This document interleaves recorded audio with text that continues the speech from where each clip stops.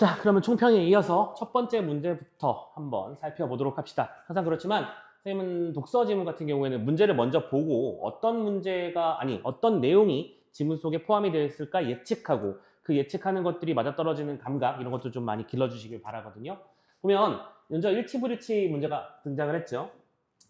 자, 일치불일치 문제가 등장을 했는데 지금 반복되는 단어를 보면 밑줄 긋기와 관련된 정보들이 나와 있네. 그러면 지문 속에서 밑줄 긋기는 어떠한 특성을 가지고 어떠한 장점을 가지고 어떤 걸 조심해야 되고 이런 내용들이 리스트업이 되겠죠. 그러면 이 녀석은 뭐 전략에 따라 다르겠지만 지문을 읽을 때 동시에 해결하는 것도 좋은 속도를 내기 위한 방법 중에 하나다라고 생각하고 전략을 세우고 들어가는 거고요. 자, 두 번째 문제를 만나러 가보면 자, 기억에 해당하는 내용을 찾으랍니다. 그러면 기억을 보니까 즉 지문 전체의 제일 마지막에 밑줄 긋기의 방법을 이해하고 잘 사용하는 것이 중요하다고 되어 있지. 그럼 이건 밑줄 긋기의 방법을 구체적으로 한번 디테일하게 이해할 수 있는가를 파악하는 문제일 테니까 뭐 예를 들어 이런 단어들을 머릿속에 담아놓는 거예요. 다시 읽는다, 그 다음에 뭐 언제는 하지 않는다, 중요도 판정이 어렵다, 주요한 정보를 추릴 수 있도록 이라든지 이런 식의 단어들을 보면서 이런 단어들이 지문 속에서 정보로 제공되겠구나라고 하는 정도까지만 먼저 보는 거죠. 그리고 마지막 세 번째, 윗글을 바탕으로 다음과 같이 적용해보는 형태의 문제가 나왔는데 아마 이 3번 문제가 여러분들을 많이 힘들게 했을 거라고 생각을 합니다. 왜냐하면 함정이 제대로 파져 있거든. 자, 근데 그 함정에 대한 얘기는 잠시 후에 하도록 하고 어쨌든 지금 이거를 지금 우리가 문제만 지금 살펴보는 중이잖아요. 요걸 보면서 전체적으로 뭐다라고 판단할 수 없으니까 선지를 보면서 요런 걸 챙기는 거야. 보면 독서 목적을 고려하면이라는 말이 어떻게 돼 있어요? 반복되고 있는 게 보이실 겁니다. 그렇죠? 그러면 독서 목적을 고려해서 이런 상황을 뭔가 정리하라고 하는 거니까 지금 당장은 할 수 있는 일은 없고 우리 문제 보는 중이니까요. 요 독서 목적을 통해서 이 내용들을 하나씩 적용해보는 형태의 문제겠구나 생각만 하고 전체적으로 전략을 다 세운 거지. 지금 참고로 여기까지 여러분들이 문제를 풀 때 독서 이론 파트는 너무 어려워서 손을 못 대겠어요 라는 문제라기보다는 뭘까?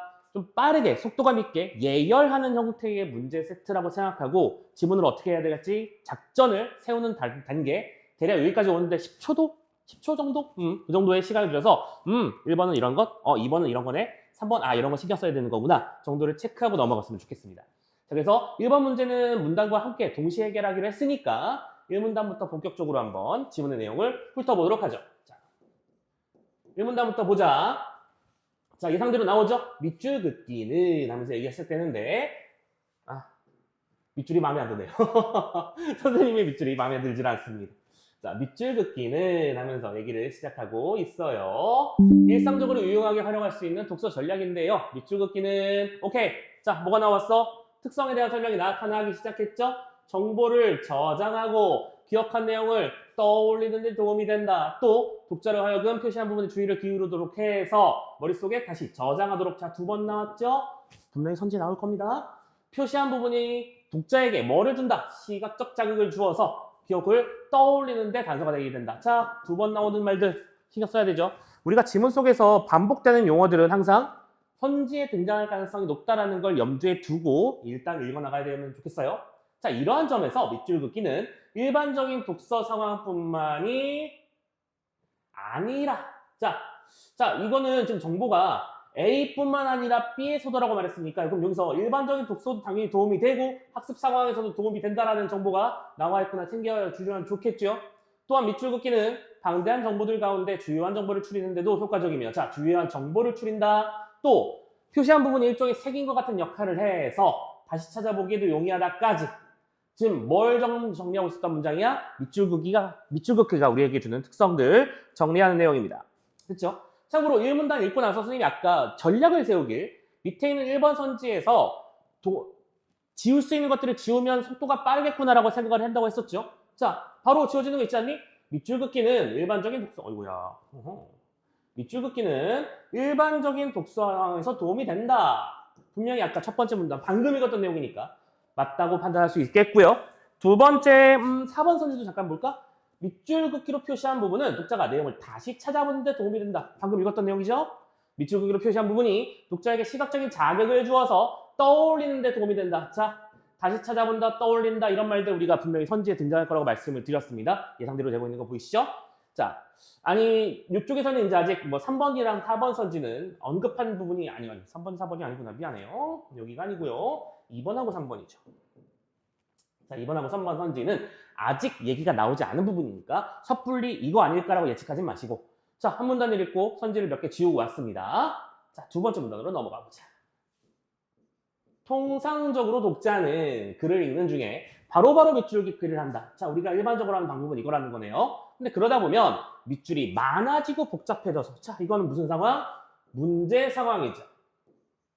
많아지고 복잡하는 건 문제 상황이래. 그래서 효과가 줄어들지. 또 밑줄 긋기를 신중하게 하지 않으면 잘못 표시한 밑줄을 삭제하기 위해서 자, 중요한 건 밑줄 표시는 신중하게 해야 한다라는 얘기겠구나. 그렇게 하지는 않으면 밑줄을 삭제하기 위해서 되돌아가느라 독서의 흐름이 방해받게 되므로 효과적으로 밑줄 긋기를 하는 것이 중요하다까지 정리가 되어 있네요. 자, 두 번째 문단까지 봤습니다. 막 말도 안 되게 어려운 내용은 아니잖아. 그죠? 자, 선지를 읽어가면서 또 혹시 지울 수 있는 말들 있는지 확인해 보셨으면 좋겠는데 아직 안타깝게도 이 문단에서 연결되는 내용은 없었구만. 자, 근데 참고로 전체적인 문단을 보면요. 자, 큰 문단의 덩어리만 보세요. 1문단에서 판단의 선지의 근거들이 몇 개 등장을 했고 누가 보면 병자인 줄 알겠어요. 갑자기 살이가 들려서 미안합니다. 다시 돌아왔어요. 그래서 지금 1문단 전체 내용이 1번 선지 몇 개의 선지로 등장을 했고요. 2문단의 내용은 아직 1번에 등장하지 않았다면 분명히 2번이나 3번 문제에서 쓰일 수 있을 것이라는 예상 했으면 좋겠어. 약간의 팁인데요. 우리가 보통 이런 말을 합니다. 평가원은 잉크를 낭비하지 않는다. 괜히 한번 심심해서 등장하는 문단은 없어요. 읽으면서 이 문단은 분명히 다른 정보에서 쓰이겠구나 하는 정보는 좀 예측을 해두고 들어가는 그런 것도 좀 훈련을 했으면 좋겠다라고 하는 마음을 말씀을 드리면서 자, 다시 세 번째 문단으로 넘어가 보도록 합시다. 자, 밑줄 긋기의 효과 얘기를 합니다. 효과를 얻기 위한 방법. 오케이. 방법은 뭐가 있는지를 지금부터 설명해 볼까 한데요. 자, 우선이라는 표지가 나왔죠? 그러니까 지문을 읽을 때 해야 되는 요소들을 리스트업하겠다라는 얘기니까 이 방법론과 관련된 부분들이 뒤에서 선지를 판단하는 데 중요한 요소들이 되겠죠? 가봅시다. 우선 글을 읽는 중에는 자, 읽는 언제? 중에는 이거 조건이에요. 조건에 해당하는 것들은 항상 선지에서 너희들한테 장난을 거는 장면들이 되는 경우가 많아. 자, 지문을 읽는 중이니까 전도 아니고 후도 아니고 중이라는 거야. 문장이나 문단에 나타난 정보 간의 상대적 중요도를 결정할 때까지 밑줄 긋기를 어떻게 하라고요? 잠시 늦춰라. 이게 우리가 첫 번째로 신경 써야 하는 요소래요. 주요한 정보에 그 다음에 중요한 정보에 밑줄 긋기를 하라는 거죠. 이때 중요한 정보라는 것은 독서의 목적에 따라 달라질 수 있다는 점을 고려하라고 돼 있죠. 내가 지금 이것을 뭐 어디에 발췌하고 싶어서 쓰는 건지 정보를 얻기 위해서 하는 건지 흥미를 위해서 얻기 위해서 하는 건지에 따라서 밑줄 정보는 달라질 수 있겠다는 거죠. 이때 주요한 정보는 달라지는 거고요. 자, 또한 다른 얘기가 나왔죠. 두 번째 표지입니다. 이렇게 지문상에서 이런 우선, 또한 이런 게 나오면 지문 잘 끊어가면서 읽어주면 돼요. 자신만의 밑줄 긋기 표시 체계를 채워. 오케이. 자신만의 밑줄 긋기 표시 체계를 세워봐라. 그렇게 해서 갑자기 왜 동그라미가 될까요? 체계를 세워보자. 그렇게 하면 밑줄 이외에 다른 기호도 오케이. 이렇게 됐을 때 밑줄 위에 다른 기호도 사용할 수 있는데 밑줄 긋기 표시 체계는 밑줄 긋기가 필요한 부분에 특정 기호를 사용해서 표시하기로 독자가 정하는 거야. 누가? 자기 스스로가요. 그래서 예를 들어서 자, 예시까지 두는 건 뭐란 얘기야? 이거 선지에서 내겠다는 소리입니다. 하나의 기준으로 묶을 수 있는 정보들의 동일한 기호를 붙이거나 아니면 순차 번호를 붙이거나 하는 식으로 자기 원하는 대로 스타일을 만들어 나가는 거지. 그러니까 사람들마다 뭐 어떤 부분에서 밑줄을 긋고 어떤 부분에서 물결 밑줄을 치고 어떤 곳에서는 동그라미 치고 어떤 데서는 세모를 치고 역세모를 치고요. 이런 식의 구분 기호들은 각자의 작전으로 존재해야 된다는 것. 이거는 단순히 수능 지문일 뿐만이 아니라 여러분들께 시사하는 바가 굉장히 큰 공부 학습법과 관련된 내용 요소라는 거 좀 염두에 두자. 아무튼 이는 기본적인 밑줄 긋기를 확장한 막시라고 볼 수 있다라고 하면서 세 번째 문단까지 글을 읽었습니다. 자, 그러면 세 번째 문단을 방금 읽었으니까 지금 여러분들의 머릿속엔 세 번째 문단의 내용이 가장 생생한 상태야. 그치? 2번, 3번 중에 지울 수 있는 게 있을까요? 분명히 있네요. 다른 기호를 사용하는 것이 가능하다. 확인했잖아, 방금. 그럼 자연스럽게 1번 문제의 정답은 3번이 아닐 수가 없겠는데 조심해야 되는 건 아직 섣불리 무조건 3번 답이다라고 판단하지 마시고 판단의 근거는 이따 잡아가도록 하자. 자, 아무튼 1번은 거의 다 왔고, 자, 네 번째 문단으로 마무리 한번 해볼게요. 밑줄 긋기는 어떠한 수준의 독자라도 쉽게 사용할 수 있다는 점 때문에 연습 없이 능숙하게 사용할 수 있다고 오해되어 온 경향이 있다는 설명이 나와 있습니다. 잠깐만. 지금 보시면 이 얘기가 이렇게 연결되고 있는 게 보이실 거예요. 그죠? 누구나 연습 없이도 사용할 수 있다. 근데 그건 여기서 뭐다? 오해다라고 말했으니까 일치하지 않는 내용으로 볼 수 있겠죠? 1번의 정답은 3번. 됐죠? 솔직히 말씀드리자면 선생님이 일일이 다 이렇게 지문을 설명하지 않아도 어느 정도 감각 있는 사람들이면 금방 답을 찾아낼 수 있는 문제 1번이었을 텐데요. 중요한 건 침착하게 그리고 명확한 근거를 잡아가면서 오케이? 문제를 풀어가는 것들을 좀 집중적으로 여러분들이 연습했으면 좋겠습니다. 뭐 아무튼 간에 그러나 본질적으로 밑줄 긋기는 주요한 정보가 무엇인지에 대한 판단이 선행되어야 한다는 점에서 뭐요? 전제적 스스로 판단을 해야 돼. 그러니까 문제를 풀 때 아니 지문에 밑줄을 그을 때 이게 중요하구나 이걸 중요하지 않구나라는 것을 섣불리 그냥 마음대로 보이는 단어라고 해서 무조건 밑줄을 그으면 우리 그 밑줄 긋기 못하는 친구들의 일반적인 특성이 모든 문항에 밑줄이 가 있고 모든 밑줄에 모든 문장마다 밑줄이 가 있잖아. 그러면 안 된다. 중요한 것을 선별할 수 있는 눈을 길러야 한다라는 걸 설명하고 있고요. 단순하지 않습니다. 그래서 이 밑줄 긋기의 방법, 방법은 지금 우리 아까 확인했었죠? 여기 3분단과 4분단에서 여태까지 얘기했던 내용들을 이해하고 잘 사용하는 것이 중요하다 설명을 하면서 자, 자연스럽게 1번 문제는 첫 번째 지문을 읽으면서 자연스럽게 해결이 돼버렸죠? 예상한 대로 됐고요. 2번 문제랑 3번 문제를 한번 확인해 보러 가보도록 합시다. 자, 그러면 방법론에 대한 얘기였지. 지문을 방금 읽었으니까 그다지 어려운 지문이라고 판단되지도 않고요. 왔다 갔다 하지 말고 그냥 바로바로 설명을 지워버리도록 한번 해봅시다. 자, 첫 번째. 글을 다시 읽을 때를 대비해서 되도록 많은 부분의 밑줄 긋기를 하면 어떻게 된다고 했었죠? 밑줄 긋기를 많아지면 복잡해져서 효과가 줄어든다고 방금 얘기를 했습니다. 그래서 이 녀석은 답이 될 수 없다. 판단 X. 두 번째. 글 전체에 주의를 기울일 수 있도록 글을 읽고 있을 때는 밑줄 긋기를 하지 않는다? 잠깐만. 글을 읽고 있을 때에는 밑줄 긋기를 하지 말라는 게 아니라 하지 말라가 아니라 잠시 뭐라고 했었니 얘들아? 답해봐. 뭐라고? 늦추라고 했었지. 하지 마라가 아니고 잠시 기다려봐 라고 하는 내용이었습니다. 글씨가 좀 두꺼운데? 잠깐만요. 하나, 둘. 됐어요? 잠시 늦춘다. 이게 포인트라는 거 좀 기억해 놓으셨으면 좋겠고요. 세 번째, 정보의 중요도를 판정하기 어려울 수 있어요. 맞아요. 그러면 그때 어떻게 하라고? 읽어보고 스스로 판정을 한 후에 그으라고 했었지. 근데 우선 밑줄 긋기를 한 후 틀렸죠? 됐죠?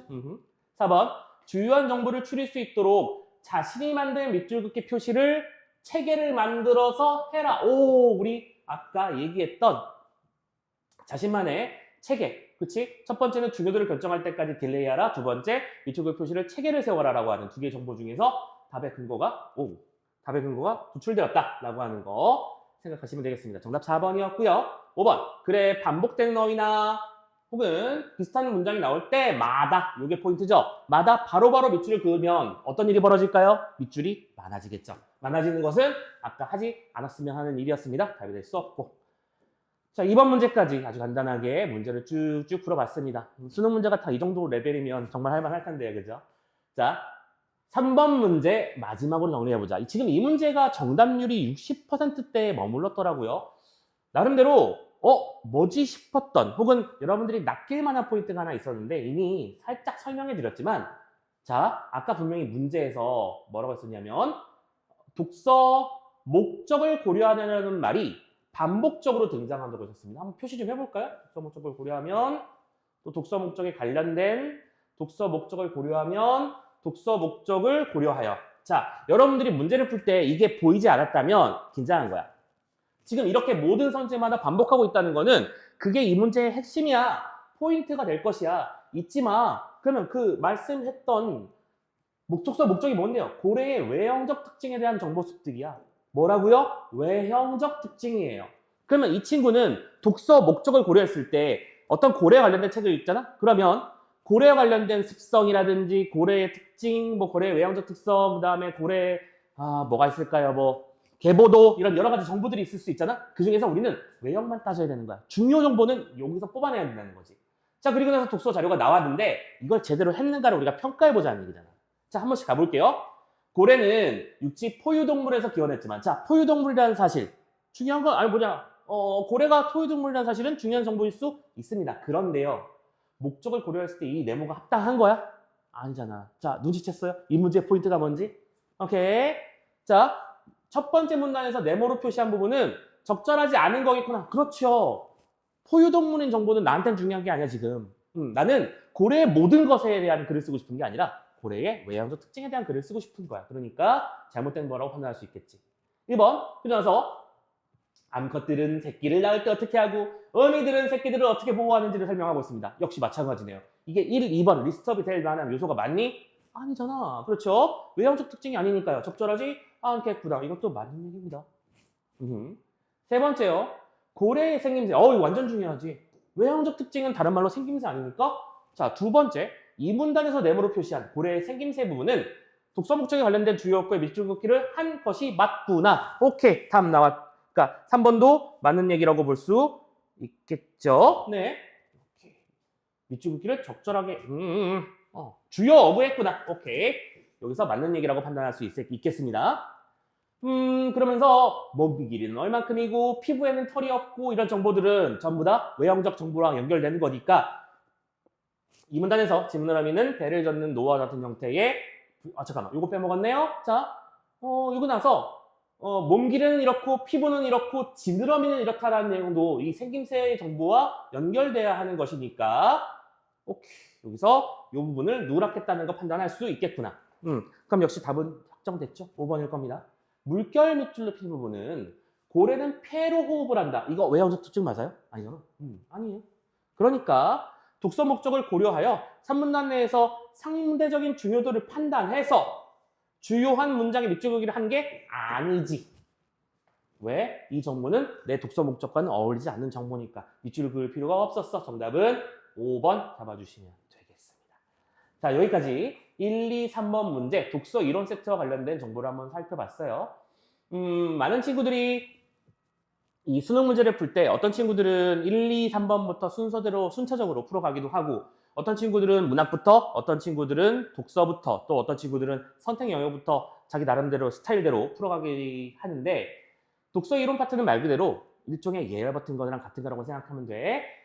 속도감 있게 다만 답의 근거는 명확하게 여기 때문이야 라는 거 확인해 가면서 문제 푸는 훈련 집중적으로 해주셨으면 좋겠고요. 자, 다음 문제 세트가 4번부터 9번 이번 시험의 1컷을 가르는 중요한 문제 2개가 들어가 있는 최고 난이도 문제 세트였죠. 자, 다음 세트에 바로 이어서 보도록 합시다.